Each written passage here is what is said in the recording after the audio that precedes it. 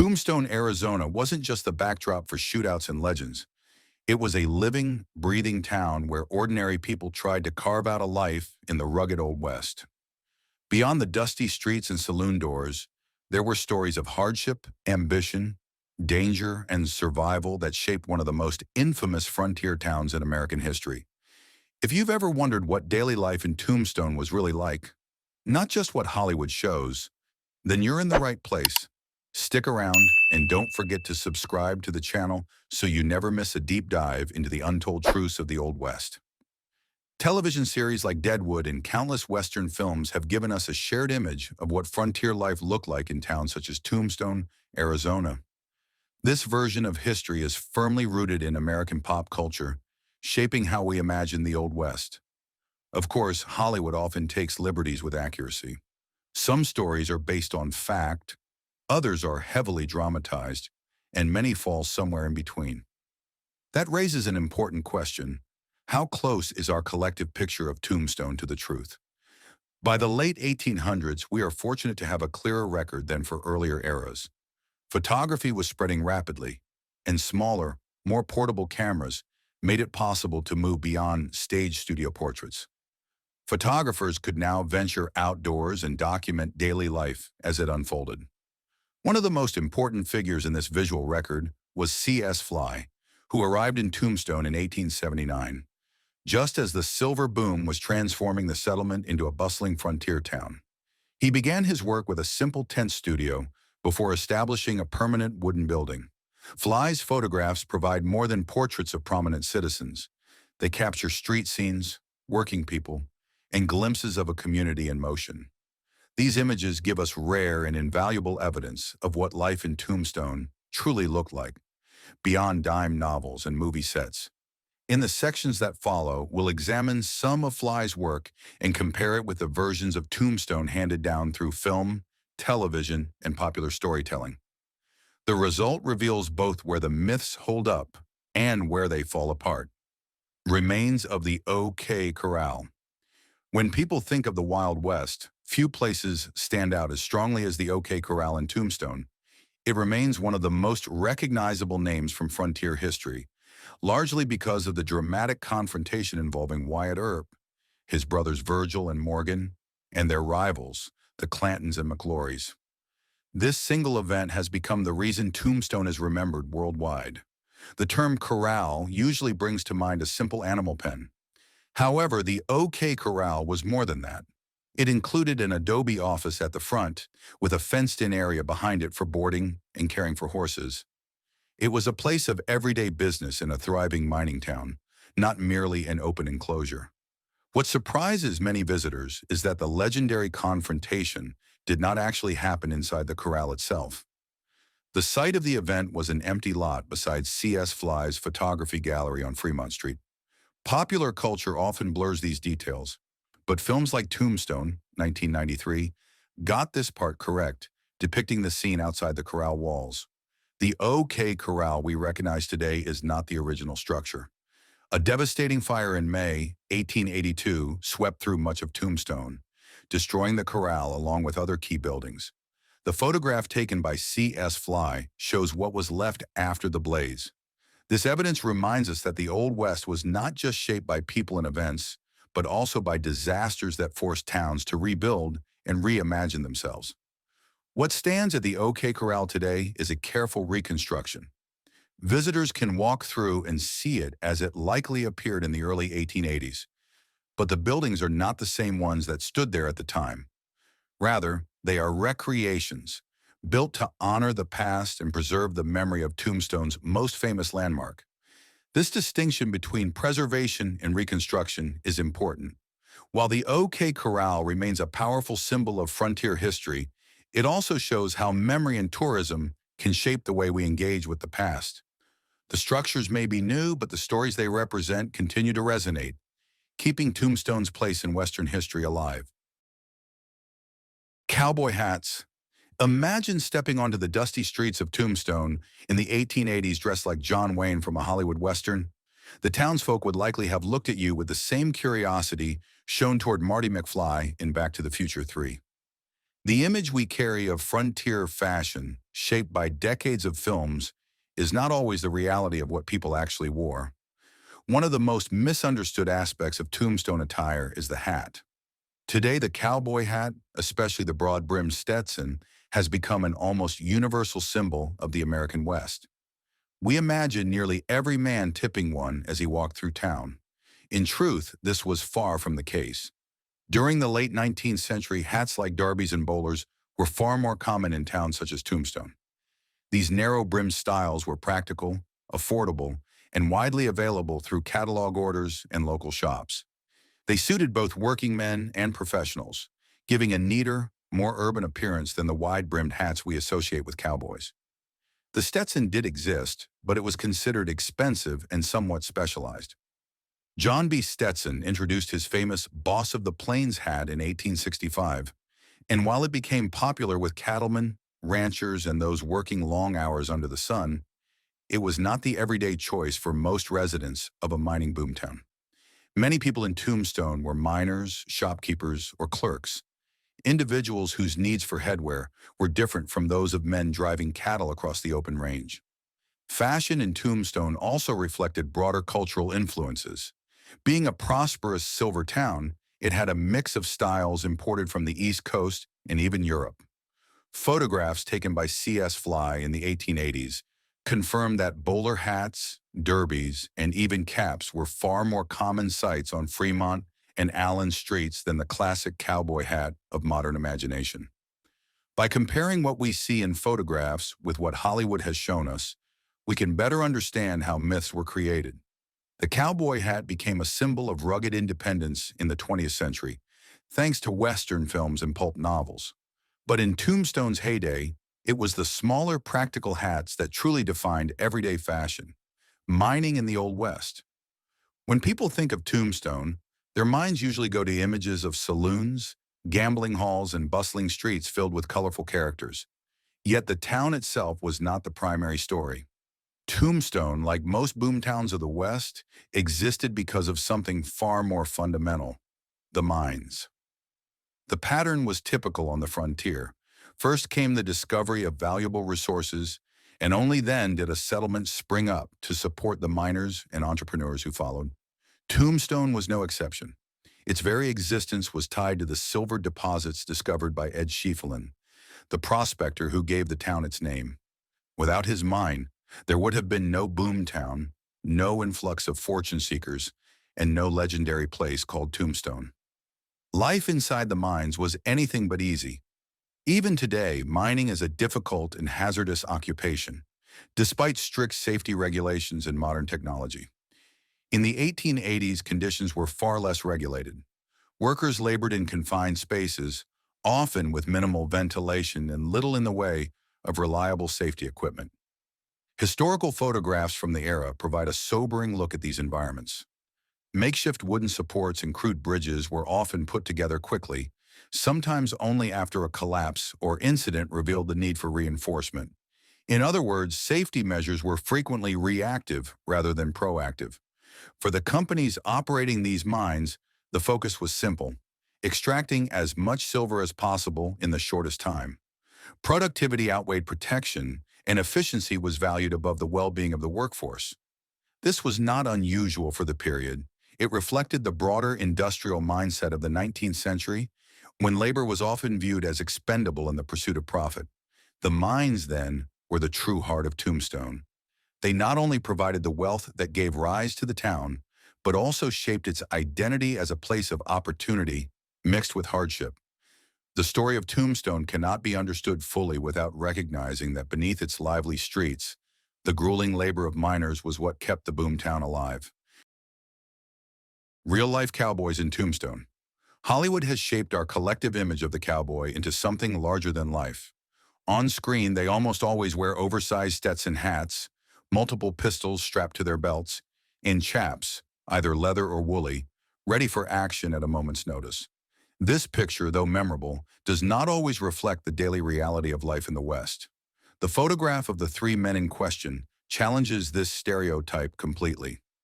Among them was John Horton Slaughter, a well-known cowboy, lawman, and rancher, whose influence stretched across both Arizona and New Mexico. Slaughter dedicated much of his life to the stability of the region, yet he and his men hardly fit the image we so often see in movies. These particular men were members of Slaughter's ranch outfit, tasked with driving his first herd into Arizona. Instead of the so-called cowboy uniform we expect, they appear in attire that was practical and respectable. Their hats are modest rather than broad and dramatic, and there are no gun belts or firearms on display. Their coats and shirts are neat, well-fitted, and even stylish, showing that cowboys could be just as concerned with appearance as with utility. And notably, there are no chaps to be seen. It is possible that these men dressed especially well for this photograph. For many working-class individuals in the 19th century, a portrait could be a once-in-a-lifetime event, and they may have wanted to present themselves at their very best. Yet this detail raises an interesting point. If their entire identity had been tied to rugged range gear, wouldn't they have wanted to be remembered in precisely that way? Other photographs from the period add weight to this argument. In candid or casual images, such as men gathered in a saloon or standing on the street, cowboys are often dressed in a similar manner, without the exaggerated accoutrements we associate with them today. This suggests that the Hollywood version of the cowboy is less a reflection of historical truth and more a product of 20th century storytelling. Ultimately, the image of Slaughter's men reminds us that real cowboys were complex individuals. They worked hard on the range, but they also valued respectability, personal pride, and practicality. Their clothing was not a costume meant to project toughness, but simply what made sense for their work, their environment, and sometimes the rare opportunity to be remembered on film. Lay your money down. This photograph is not from Tombstone itself, but from nearby Bisbee, Arizona. It shows a group of men gathered around a faro table in the Orient Saloon. While the location differs, the scene provides a remarkably accurate representation of what saloons and gambling halls in Tombstone likely looked like during the same era. Gambling was a cornerstone of entertainment in frontier towns. Mining might have brought people to the region, but saloons and gaming tables kept them there in their leisure hours. Unlike some elements of Western life exaggerated by film and television, this is one detail Hollywood generally gets right. Faro, poker, and other card games were among the most popular pastimes, offering miners and townsfolk alike the chance, at least in theory, to supplement their fortunes. Of course, the odds were rarely in the player's favor. Just as in modern casinos, most men walked away with lighter pockets rather than heavier ones. For those who struck it rich in the mines, gambling simply became another outlet to spend their earnings.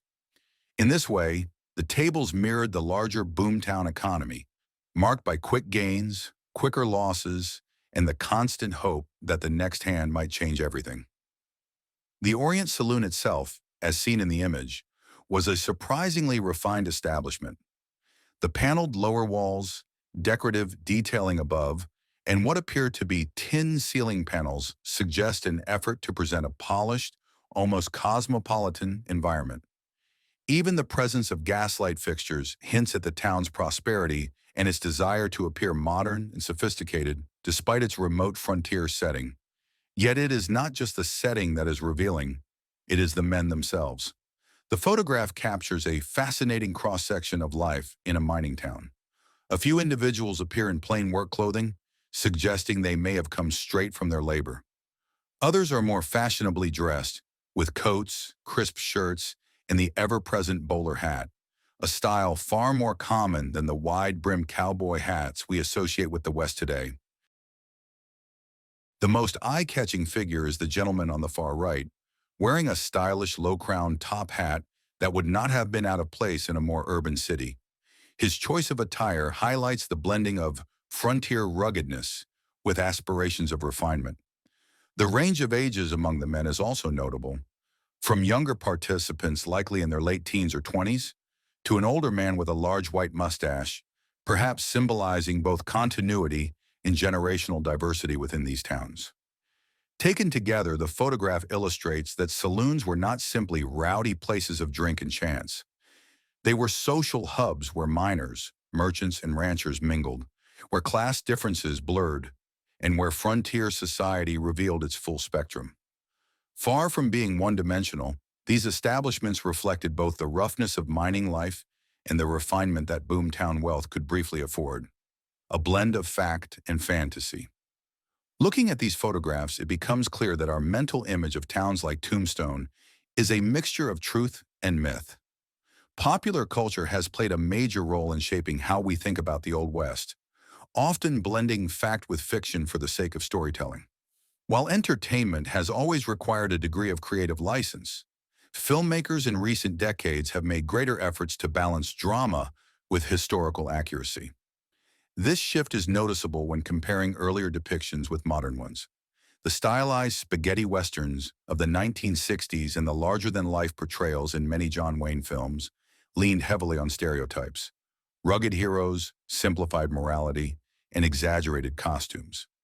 In contrast, later works such as Tombstone, 1993, Wyatt Earp, 1994, and HBO's Deadwood aimed not only to tell compelling stories, but also to ground them in a setting that felt authentic to the period. These productions placed emphasis on details like clothing, architecture, and social life, painting a fuller picture of frontier communities. One of the key resources that has enabled this shift has been photography. The images captured in the late 19th century, particularly those by C.S. Fly and his contemporaries, provide invaluable primary sources for historians, set designers, and costumers alike. They show what people actually wore, how streets and interiors looked, and how everyday life unfolded. These visual records help modern audiences experience a version of the past that is far closer to what Tombstone's residents would have known. But just as the OK Corral we see today is a reconstruction rather than an untouched relic, the same is true for Fly's photography studio. C.S. Fly passed away in 1901, leaving his wife, Mary, to continue running the business. She kept the studio active for more than a decade, ensuring that the photographic record of Tombstone continued. However, in 1915, a devastating fire swept through, destroying the original studio. Before leaving Tombstone for Los Angeles, Mary Fly captured one final image: her studio in flames. The fire was more than the loss of a building. It represented the disappearance of an irreplaceable archive. We can only speculate how many photographs of Tombstone's streets, citizens, and daily life vanished in that moment. The surviving images we do have are now even more significant, reminding us that history is fragile and often preserved only through chance. In the end, Tombstone lives on in a unique blend of memory, myth, and material evidence. Movies and shows interpret it for new generations, while the rare surviving photographs anchor those interpretations to reality. The balance between fact and fiction is always shifting, but without the work of photographers like C.S. and Mary Fly, our picture of the Old West would be far less complete. A real Apache war council. For much of the 20th century, Hollywood relied on simplified and repetitive images when portraying Native Americans. On screen, they were often shown wearing buckskins, moccasins, beads, and elaborate feathered headdresses, an image that became ingrained in popular culture. While these items were indeed part of the material culture of some tribes, their use varied widely depending on region, period, and tradition. The reality was far more complex and diverse than what movies suggested. Photographs from the late 19th century help correct these misconceptions. One powerful example comes from C.S. Fly, who documented an Apache war council.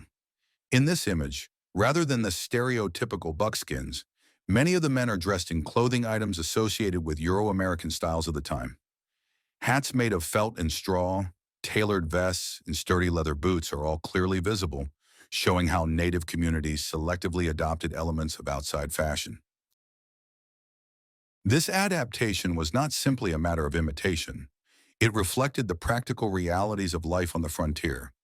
Manufactured goods such as hats, coats, or boots were more readily available through trade networks, military outposts, and frontier markets. For many Native people, incorporating these items into daily life was both convenient and pragmatic. At the same time, they often combined these newer garments with traditional items, creating a unique blend of cultural expression. The council captured in Fly's photograph carried great historical weight. It was led by none other than Geronimo, one of the most renowned Apache leaders of the era. The image reveals not only the individuals present, but also the transitional moment they lived in, balancing tradition with adaptation under immense pressures brought by expansion, conflict, and cultural change. By studying photographs like this, we gain a more nuanced understanding of Native American history. Clothing choices, far from being superficial, reflected broader social, economic, and cultural dynamics. They remind us that Native peoples were not static figures bound to one look, but active participants in a changing world, making choices that reflected resilience, adaptation, and identity. Tombstone, Arizona, far more than a shanty town. When we watch Westerns on television or in film, we usually see only one or two dusty streets that stand in for an entire town. That cinematic shortcut often leaves the impression that frontier communities were tiny, little more than clusters of saloons and wooden storefronts. In reality, many boomtowns were far larger and more developed than Hollywood suggests. A wide-angle view of Tombstone reveals a settlement that was anything but small. The town was laid out with careful planning, following a grid pattern typical of many 19th century American cities. At its height in the 1880s, Tombstone was home to more than 14,000 residents, making it one of the largest and most prosperous towns in the Arizona Territory. The photograph shows a community in transition, centralized yet steadily expanding. Mines and related industries were situated on the outskirts, while the heart of the town contained businesses, homes, and civic buildings. Rising above it all stood the steeple of a church, one of four that served the town's diverse population. In the foreground, the presence of a railroad crossing is striking, for it symbolized the lifeline that connected Tombstone to the rest of the country. The railroad not only brought people but also modern conveniences. Goods, machinery, and luxuries could be delivered quickly, giving Tombstone an infrastructure that rivaled far older cities. This was not an isolated outpost. It was a thriving urban center shaped by commerce, industry, and culture. What surprises many today is just how modern Tombstone really was. Residents could attend performances at an opera house, enjoy a treat at an ice cream parlor, or spend an evening at a bowling alley. These amenities reflected both the wealth generated by the silver mines and the desire of townspeople to bring refinement and leisure into frontier life. Far from being a mere hole in the wall, Tombstone was a fully realized city, blending the raw energy of a mining boomtown with the ambitions of a community intent on building permanence in the middle of the frontier.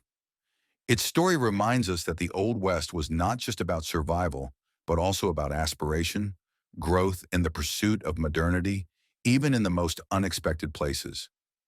Tombstone was more than just a stage for famous names and legendary showdowns. It was a thriving frontier city filled with miners, merchants, families, and dreamers chasing opportunity in the heart of the Old West. Behind the myths and Hollywood retellings lies the story of a community that built churches, opened theaters, and even enjoyed ice cream parlors, all while living on the edge of boom and bust. The truth is, Tombstone was never just about gunfights. It was about grit, resilience, and the ordinary people who carved out extraordinary lives. If you've enjoyed uncovering what Old West life was really like, make sure to hit that subscribe button so you don't miss more hidden stories from America's frontier past.